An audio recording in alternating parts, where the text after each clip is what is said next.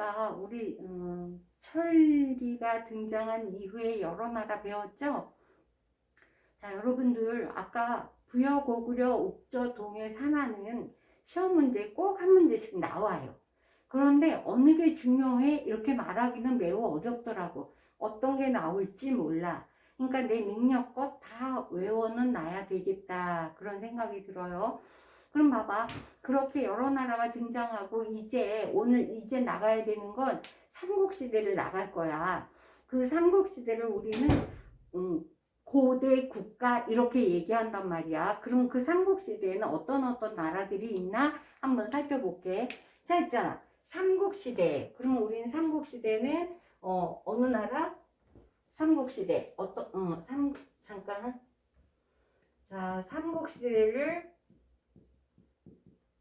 어느 나라? 고구려, 백제, 신라야. 그지? 이걸 우리는 삼국시대라고 해. 그런데 항상 가야는 사국 안에 못 들어가. 가야까지 넣어서 그냥 사국시대 그러면 좋겠는데 그렇게 따지지 않는단 말이야.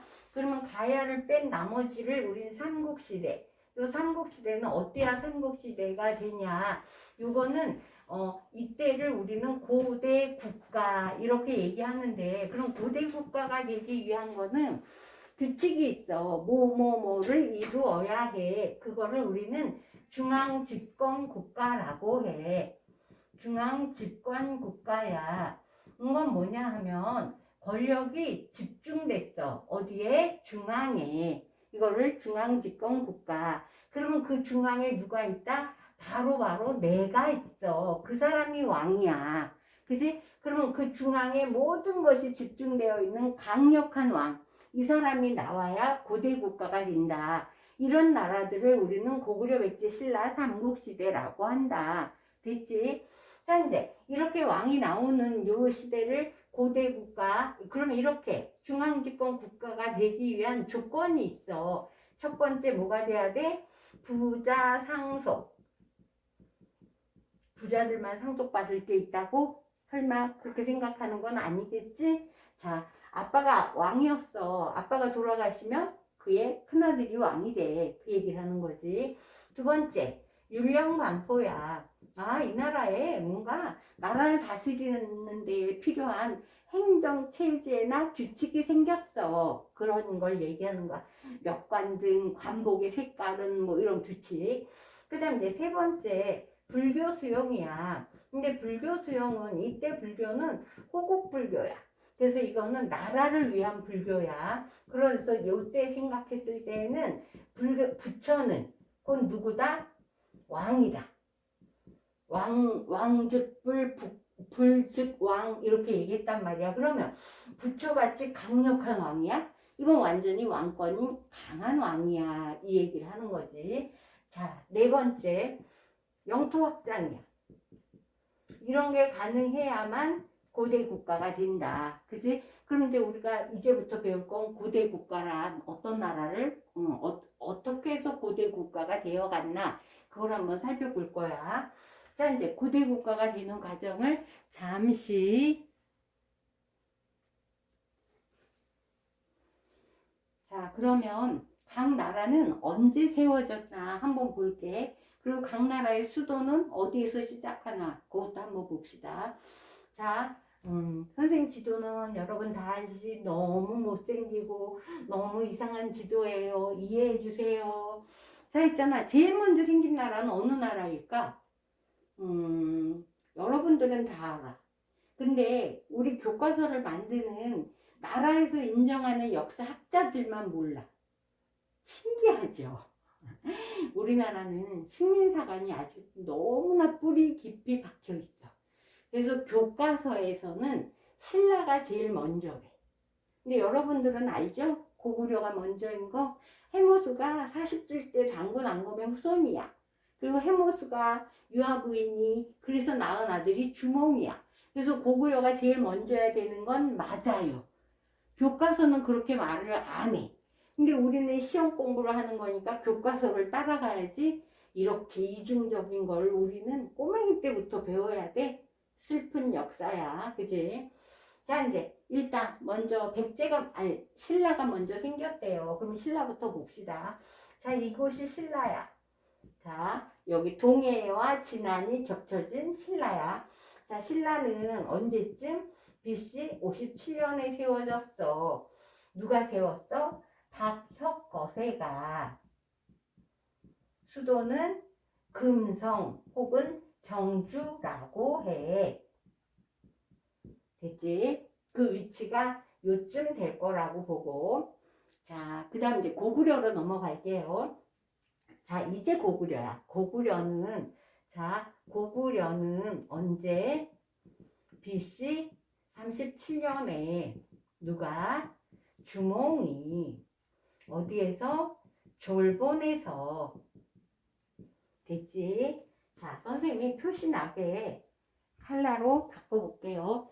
자, 아까 여기가 경주였어. 그지? 이제 졸본이야. 졸본이 요쯤이라고 봅시다. 자, 이제 백제야. 자, 백제. 언제? BC 18년에 누가? 주몽의 아들 온조가 어디에서? 위례성에서 나라를 세웠어. 그게 바로 위례성이야. 한강 근처라고 했어. 자, 이제 하나 남았어. 가야예요. 자, 아까 가야는 삼국에 못 들어간다 그랬죠? 강력한 왕 하나를 못 만들었다 그랬죠? 근데 우리가 알잖아. 그럼 김수로는요? 맞아. 김수로가 있어요. 그런데 김수로는 전체를 통일하지 못했어. 가야는 6가야가 있었는데 그 중에 김수로의 금강가야가 가장 강력했어. 그래서 김수로는 정확하게 말하면 금강가야의 왕이야. 됐지? 그래서 가야는 약 42년에서 562년까지가 가야야. 근데 김수로지? 김수로는 금강가야야. 금강가야의 김수로야. 됐죠? 이렇게. 자, 이제 그러면 김수로의 금강가야는 수도가 어디쯤이냐? 요거는 김해. 어디냐 하면 이렇게 해안가 근처야. 근데 이 나라는 철도 많이 나오잖아. 거기다가 해안가 근처야. 그러니까 여러 나라랑 교류하기 쉬웠겠지? 그지? 배를 타고. 그래서 이 나라가 오랫동안 금강가야가 오랫동안 세력을 유지할 수 있었다. 거의 500년 정도를 금강가야가 유지하고 금강가야가 멸망하고 대가야가 세력을 이어왔는데 대가야는 그렇게 오래가지 못하고 가야가 사라져요. 그럼 그거는 이제 나중에 더 설명하기로 하고. 그래서 이렇게 지역을 봤어. 그런데 그러면 수도는 이렇게 만들었는데 수도가 한 번도 변하지 않았을까? 어떤 나라는 어떻게 변했을까? 이런 걸 한번 보는 거야. 자, 이제 신라부터 다시 봅시다. 신라는 경주에서 만들어졌어요. 그리고 수도를 한 번이라도 옮길까요? 옮기지 못해요. 왜? 이들은 매우 고집이 세. 그래서 왕보다 후족들이 힘이 더 세. 그래서 왕이 수도를 옮깁시다. 절대 안 돼. 후족이 옮기자 그래요. 후족이 돼. 그래서 이 나라는 불교도 늦게 받아들여. 왜? 불교를 받아들여야 왕권이 강화가 되니까 왕권이 강하면 안 돼요. 후족이 강할 거예요. 이런 뜻이겠지. 그지? 그래서 불교도 늦게 받아들이는 신라야. 그래서 신라는 후족의 힘이 너무 셌고 절대는 수도를 바꿀 수 없어요. 고집 센 신라야. 됐지? 자, 이제 고구려야. 고구려는 여기가 졸본이에요. 졸본. 그런데 어디를 한 번쯤은 옮겨봐야 되겠지? 여기가 약간 협소했대. 그래서 여기가 오녀산성 있는 곳인데 주몽은 원래 부여에서 살다가 금어왕이 7아들이 있었다 그랬지?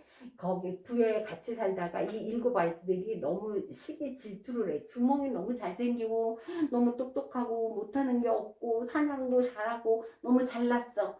그러니까 얘네들이 저거 안 되겠어. 내가 주몽한테 자리 뺏기겠는걸? 이렇게 괴롭히니까 주몽이 결국은 떠나와. 그런데 떠나올 때 이 만삭인 예씨 부인을 두고 왔단 말이야. 그 예씨 부인에게 아들을 낳으면 나한테 보내시오. 이러고 칼을 뚝 잘라서 어디 감춰놓고 이 칼 반자루를 찾아서 나한테 보내시오. 그 아이가 바로 유리야. 유리는 아빠를 찾아왔겠지? 아빠가 고구려 가서 왕이 됐는데, 그지? 그래서 유리가 찾아와. 그래서 주몽은 유리에게 세자자리를 물려줘. 이런, 자, 자루간. 그래서 여기가 국내성이야. 알았지? 국내성이야. 누구 왕 때? 유리 왕 때. 됐죠? 자, 이제 유리가 이렇게 찾아오니까 어떻게 내가 왕이 될 줄 알았어. 온조는 비류는 우리가 소손의 부인하고 우리가 왕이 될 줄 알았는데 유리가 왔어. 안 되겠어. 그래서 멀리 떠나갖고 온조가 나라를 세웠어. 그게 백제란 말이지. 자, 이제 다시 고구려로 올라가. 유리왕이야. 그런데 여기서 멈췄을까? 고구려는 특별해. 장수왕, 광개토대왕, 소수림왕, 대단한 왕들이 많아. 그 중에 한 사람은 밑으로 내려가겠대. 어디로? 평양까지. 요게 평양이야. 평양. 누구 때? 장수왕 때. 이렇게 국내성에서 여기까지 온 것을 우리는 남진 정책이라고 한다.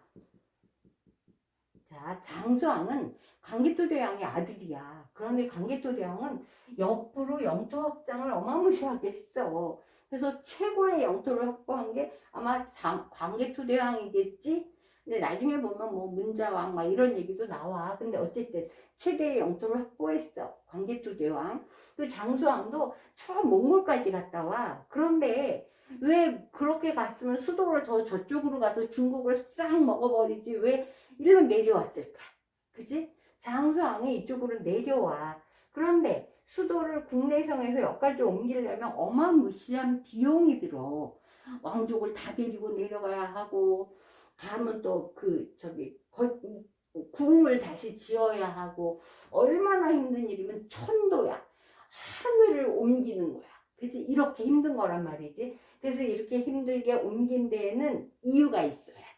그래서 이건 남진정책이라고 하는데 고구려는 아까 척박했잖아. 그지? 농사가 쉽지 않았어. 근데 조금 더 내려가면 뭐가 있어? 한강이 있어.